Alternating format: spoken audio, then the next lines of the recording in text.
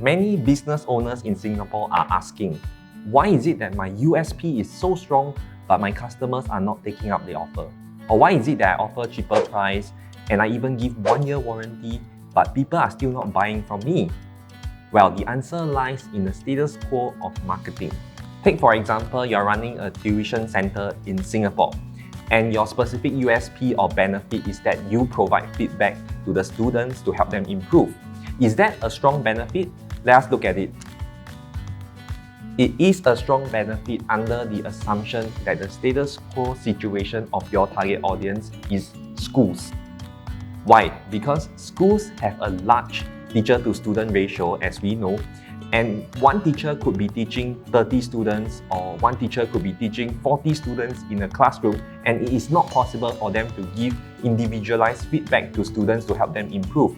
Which means to say, if your tuition center is focusing on giving individualized feedback to students as a benefit, in relative to schools, that is a strong benefit that we can all agree. But what happens if your benefit is something else?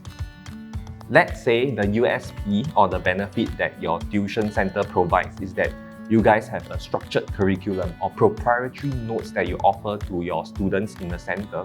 Is that a strong benefit? Yes, if the status quo situation of your target audience is private tutors. As we know, most private tutors teach their students in more of a haphazard way, which means whatever the student wants to learn or wherever he is at, then they will teach accordingly. They don't really follow a specific structure or use their proprietary notes. So relative to private tutors, having a structure is certainly a benefit to your target audience. Let's say if you look at it the other way, the USP or the benefit in your tuition center is that you have a structure. And relative to schools, this is not really a strong benefit, isn't it? Because schools follow a set curriculum, they have all the structure. Whereas, if you have feedback as your benefit, compared to private tutors, that isn't really a strong benefit because private tutors can do one-to-one. This means to say, relative to your status quo situation, the same benefit can be strong or can be weak. As I was saying, if your benefit or USP is individualized feedback and your status quo situation is private tutor, then that wouldn't be a match. It would be a weak benefit and you shouldn't use this benefit. And that is the reason why a lot of businesses or marketers fail in their marketing, because they assume their benefit is strong and they didn't consider the status quo situation. Because marketing is all about moving people from point A to point B being your solution. So in the first place, you have to know where is the point A so you can move people from point A to point B. Let's look at the third benefit. If you have a lab for bio tuition, chemistry or physics tuition, that would be a strong benefit relative to other tuition centers. Why? Because most tuition centers do not invest in a lab. So having that is unique and strong compared to other tuition centers. One very important thing about benefit is that if your competitors or the players in the industry have a certain benefit and they do not promote it, it is as good as not having it. For example, a lot of tuition centers are MOE registered, but if they do not mention it in their marketing or they do not market it, it is almost non-existent. And you as a tuition center can then use it as a benefit in your marketing copy and it's still unique and stands out. In other words, a benefit is only a benefit if you market it. And there are 5 status quo solutions that you have to know about. The first one is DIY. For example, in the digital marketing industry, companies can choose to do it themselves by doing it in-house or they can outsource to a vendor. Second status quo situation is do nothing. Usually this is more of a want than a need kind of industry.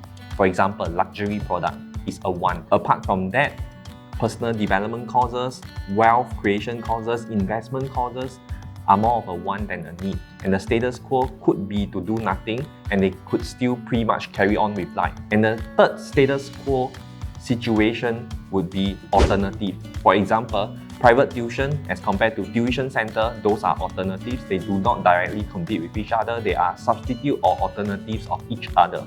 And the fourth kind of status quo is the big players. For example, in the telecom industry, Singtel, StarHub, M1, they are the big players. It is usually a monopoly or oligopoly situation.